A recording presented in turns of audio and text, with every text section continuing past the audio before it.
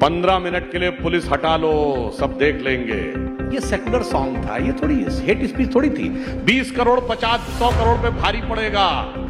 Secularism का song है, इसको कैसे हेट स्पीच कर सकते हैं? असदुद्दीन ओवैसी ने बोला था जब मोदी पहाड़ पर चले जाएंगे और योगी मठ में चले जाएंगे तुम्हें बचाने कौन आएगा। ये सब तो सेकुलरिज्म के सॉन्ग होते हैं, इनको हेट स्पीच थोड़ी कहते हैं। सरतन से जुदा, अरे ये तो सेकुलरिज्म का सॉन्ग है, इसको हेट स्पीच थोड़ी कहते हैं। आपका नफरत में भी एजेंडा है और मोहब्बत में भी एजेंडा है। एक एजेंडा है मोहब्बत से एकदम। हम सिर्फ मोहब्बत फैलाने में मानते हो और आप सिर्फ नफरत फैलाने में मानते हो। आप मुझे बताओ 10 साल में आपने मोहब्बत फैलाई है नफरत? 10 साल में क्या फैलाया मोदी ने? सिर्फ नफरत नफरत नफरत। जवाब के सिवा कुछ नहीं फैलाया। एक मुगल बादशाह बताओ जिसकी एक बीबी रही हो, हरम में कोई औरत न रही हो, और आज भी ये 4 बीबी के साथ है। ये 4 बीबी के साथ है और एक स्त्री के प्रति समर्पित निष्ठावान प्रेम के प्रतीक की शेरो शायरी क्या कॉपीराइट है। समझिए agenda. If he is saying that the reaction from the Muslim community was spontaneous, तो ये छत पे पत्थर कहां से आ गए? वो स्पॉन्टेनियस आ गए? मतलब वो कोई आसमान से यूं किया स्पॉन्टेनियस और आ गया? साहब, this is the proof. Otherwise मैं पूछना चाहता हूं, how come the bricks come on the roofs of the houses? That shows that this is an alibi that it is spontaneous. It is been well mastermind and planned. That's the things are coming in the investigation. Now coming to the provocative speech, sir, if party like them are giving, it's like the devil is giving a sermon. 15 minute के लिए police हटा लो, सब देख लेंगे। ये secular song था, ये थोड़ी हेट स्पीच थोड़ी थी। 20 करोड़ 50-100 करोड़ पे भारी पड़ेगा। ये तो सेकुलरिज्म का सॉन्ग है, इसको कैसे हेट स्पीच कर सकते हैं? असदुद्दीन ओवैसी ने बोला था जब मोदी पहाड़ पर चले जाएंगे और योगी मठ में चले जाएंगे तुम्हें बचाने कौन आएगा। ये सब तो सेकुलरिज्म के सॉन्ग होते हैं, इनको हेट स्पीच थोड़ी कहते हैं। सरतन से जुदा, अरे ये तो सेकुलरिज्म का सॉन्ग है, इसको हेट स्पीच थोड़ी कहते हैं। This is the dichotomy of the character, and the intellectual establishment of India has been totally captivated and perverted by these type of arguments, that their view has become so much lopsided that has created this type of situation. Otherwise, if a justifiable approach has been there, I think this type of discontent in the society and reactions in the society would not have been there. Okay. And one more thing. अभी जवाब दे रहा हूं आपको। आपने क्या बोला? पत्थर आसमान से टपके, जमीन से हो गए। मैं पूछना चाहता हूं सुधांशु जी, आपका पुलिस प्रशासन क्या कर रहा था? पुलिस क्या कर रहा था? इंटेलिजेंस क्या कर रहा था? ये क्या पुलिस प्रशासन इंटेलिजेंस का फेलियर नहीं है? अगर इतने पत्थर जमा हो रहे, आप अपने आप को अपनी सरकार को गुनहगार नहीं ठहराओगे? मैं बताना चाहता हूं, ये कह रहे हैं कि बुलडोजर एक्शन, तो मैं फिर कह रहा हूं, यूपी में जितने बुलडोजर एक्शन हुए, एक डिमोलिशन को कोर्ट से गलत सिद्ध कर पाए? नहीं। All were illegal constructions, duly notices were served. अब आप ये कह रहे हैं कि साहब एक गलती की वजह से दूसरा पूरी बात है। एक दिखाइए ना जहां कोर्ट ने कहा डिमोलिशन गलत है। आपने एक व्यक्ति का घर तोड़ दिया, इसके नाम पे घर ही नहीं था, वो घर उसकी बेटी के नाम पे था, आपने जाके उसका घर तोड़ दिया। मैं ये भी रीजन जो ये लॉजिक दिया जाता है कि एक अपराध के लिए दूसरी सजा कैसे दी जा सकती। मैं आप सबसे कह रहा हूं, आप कार चलाते हुए जा रहे हो या बाइक चलाते हुए, ओवर स्पीडिंग हो, पुलिस वाला रोके, फिर वो कहे गाड़ी कागजात दिखाओ। अगर कागजात नहीं है, डीएल नहीं, तो आप ये थोड़ी कह सकते नहीं सिर्फ ओवर स्पीडिंग का चार्ज करिए, कागजात नहीं है तो कहे गाड़ी जमा हो जाएगी। कागजात नहीं है, registration is not there, then your vehicle is seized. You cannot say it is just the case of over speeding. So when a crime is committed, the entire background of the criminal is scanned, and wherever it is found, it is given. That's why they haven't got a single cancellation from court. This is again, and camouflage has been set, try to put up the things in a different perspective. और हकीकत जानते क्या है, इनके साथ यही problem है। जिन लोगों ने पूरे हिंदुस्तान में, जब कभी मोदी जी की सरकार नहीं थी, ये बताइए, ये पत्थर की बात कह रहे हैं, ये कश्मीर में पूरी भीड़ निकलती थी कि नहीं? जुमे की नमाज के बाद पत्थरबाजी करते हुए किसी इंस्पेक्टर अयूब को मार देती थी। अब दिखती है भीड़ पत्थरबाजों की। कश्मीर में बंद हो गया कि नहीं? कोई स्पॉन्टेनियस नहीं था। Everything was मास्टरमाइंडेड। 23 मिनट हो गए। 23 मिनट हो गए। अब मैं आप लोग सब यहाँ बैठे हुए, मैं आपको बीजेपी का हकीकत चेहरा बताना चाहूंगा। 23 मिनट हो गए, जिसमें 15 मिनट सुधांशु जी ने भाषण दिलाया, चिल्ला किया। मुझे बताओ, इनकी बात में एक भी बार इन्होंने डेवलपमेंट, विकास की बात की, एम्प्लॉयमेंट, जॉब की बात की? एक भी मर्तबा बात नहीं की 23 मिनट में भी। ये असली चेहरा है बीजेपी का। बात है कि पत्थरबाजी, मुसलमान, हिंदू, इसके सिवाय टॉपिक की पॉलिटिक्स से बोल रहे हैं। अरे अभी तो सौगात ईडी आ रहा है, सुनिए।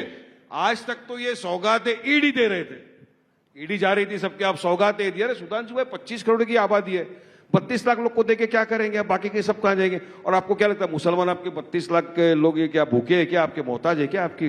अरे नहीं सी हमको ऐसी ही दी। आपने हमको बहुत सौगातें दे चुकी, आपने हमको दिया गोदरा। अरे बिल्किस बानो के बलात्कारियों को आपने छोड़ दिया, कितनी बड़ी सौगात आपने दी।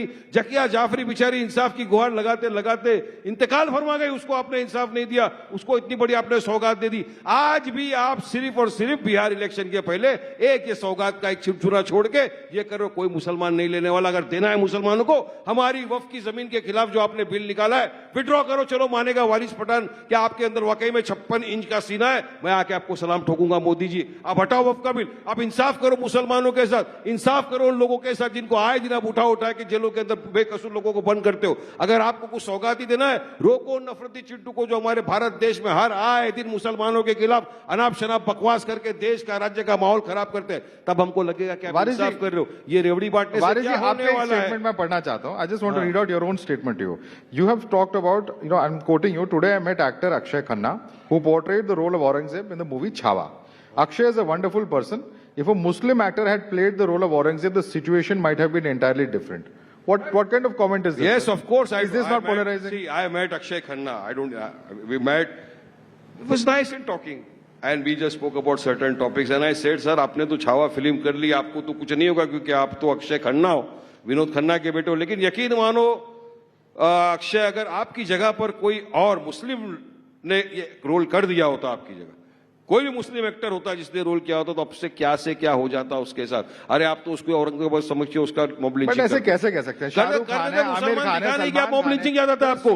ट्रेन में आपको दाढ़ी टोपी वाला दिखा नहीं, मॉब लिंचिंग। रस्ते पे आपको दिखा मुसलमान, इसने खुद भी बोला मॉब लिंचिंग। गाय की तस्करी के नाम पे झूठी पे बुनियाद मॉब लिंचिंग। अरे कहां तक देश को ले जाएंगे? हलाल हराम औरंगजेब इसी के ऊपर पूरे देश को आप खत्म कर दोगे। You have to be responsible in your commentary, sir. You have to be responsible in your commentary also, both you and your leader, because this is the kind of statement that can evoke some strong reactions. But you want to respond to that? अब मैं बताना चाहता हूं, सुनिए, अब मैं बताना चाहता हूं फिल्मों में एजेंडा क्या चलता था। ये कह रहे हैं चलो एट्रोसिटीज वाली फिल्म अलग, मैं मोहब्बत की फिल्मों की बात कर रहा हूं। From the age generation of our grandparents to present जो फिल्में बनी हैं मोहब्बत की, उसमें क्या है? सलीम अनारकली, जोधा अकबर, शाहजहां नूरजहां, यही सब है ना? लैला मजनू। आई चैलेंज कि एक मुगल बादशाह बताइए इसकी एक बीबी रही हो। दर्जन दर्जन भर ऑफिशियल बीबियां, हरम में 2-2, 300 औरतें और एक स्त्री के प्रति समर्पित निष्ठावान प्रेम के प्रतीक सिर्फ मुगल नजर आए। ये है एजेंडा, ये है एजेंडा।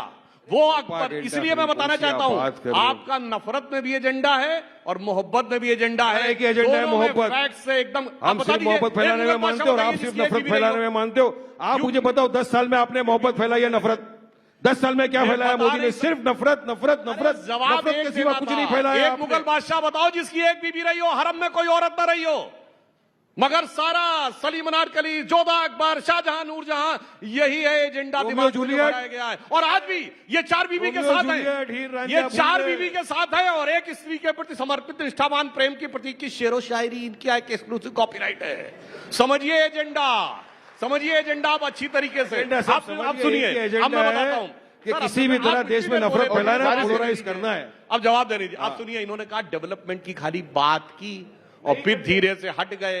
अब मैं बताना चाहता हूं, एक दौर था जब भारत की ग्रोथ रेट 2% रहती थी, 1.8 और 2% in the decade of 80s। जो लोग यहां होंगे सबको पता होगा उसका क्या कह के मजाक उड़ाया जाता था कि इंडिया कभी 2% से आगे तो ग्रो ही नहीं कर सकता। अच्छा, रेट ऑफ इन्फ्लेशन कितनी रहती थी? 10%, 12%, 15%, 16%। तो उसे कहा जाता था 2% तो हिंदू ग्रोथ रेट है।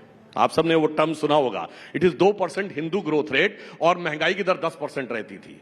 और जब से हिंदुत्व वाले आए हैं, अब ग्रोथ रेट क्या है कि आईएमएफ की चीफ क्रिस्टीना जॉर्जिवा ये कहती है, एक दौर था इनके दौर में, जब याद करिए वो पुरानी फिल्म का गाना है ना, फिल्मों की बात हुई है, जब जीरो दिया मेरे भारत ने दुनिया को तब गिनती आई। उससे पहले प्राण क्या कहता है? क्या कंट्रीब्यूशन है तुम्हारे कंट्री का? India's contribution to the world is 0, 0 and 0। उसके बाद गाना शुरू होता है। ये इंदिरा गांधी के जमाने की फिल्म है।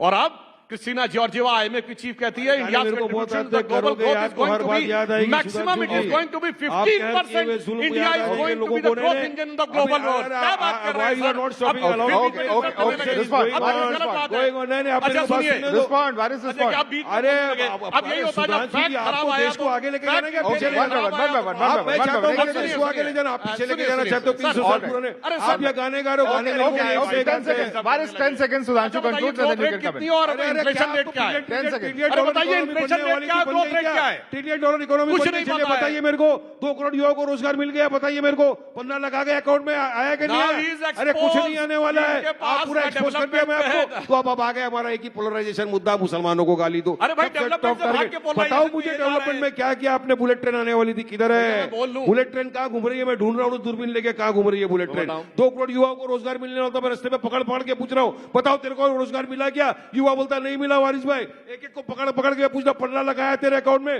बोलता नहीं मिला वारिस भाई। ये जुमला जुमला जुमला है सुधांशु भाई, जुमले के सिवा आपके पास देने के लिए कुछ है तो बोलो, पब्लिक को दे दो ना।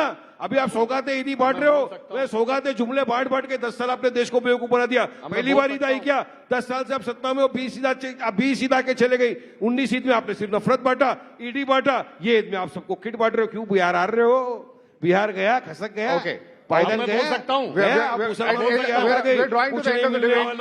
Waris Pathan, we are drawing to the end of the debate. अब मैं उम्मीद End of the करता हूं debate. जैसे Quick मैंने response, शांति Sudhanshu, से सुना है वैसे आप सुनेंगे, आप डिस्टर्ब नहीं करेंगे, बीच में नहीं बोलेंगे। अब मैं बोलता हूं, इन्होंने कहा 20 साल, हैदराबाद में आज तक एक दिन के लिए हमारी हुकूमत नहीं रही है। सिर्फ हैदराबाद से वो बातें क्यों आती हैं कि मुस्लिम बच्चियां 8-8, 9-9, 10-10 साल की बेच दी जाती हैं, मिडिल ईस्ट में लोग चले जाते हैं, आप ही लोगों की हुकूमत है वहां।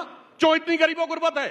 हैदराबाद के तो निजाम थे, निजामुल मुल्क थे, हुक्मराने वक्त थे, पैसा बह रहा था, क्यों इस मुकाम तक पहुंच गए? एक दिन बीजेपी की सरकार नहीं रही है। और डेवलपमेंट और उसकी बात करो तो मैं बताना चाहता हूं, हम 5वीं बड़ी अर्थव्यवस्था हैं और फैलाने में वर्ल्ड आप की ऑल ये भी बताओ फिर तो बीच में public बोलने को। लगे, डिस्टर्ब करने लगे। For more of such videos, do like, share and subscribe to ET Now Swadesh.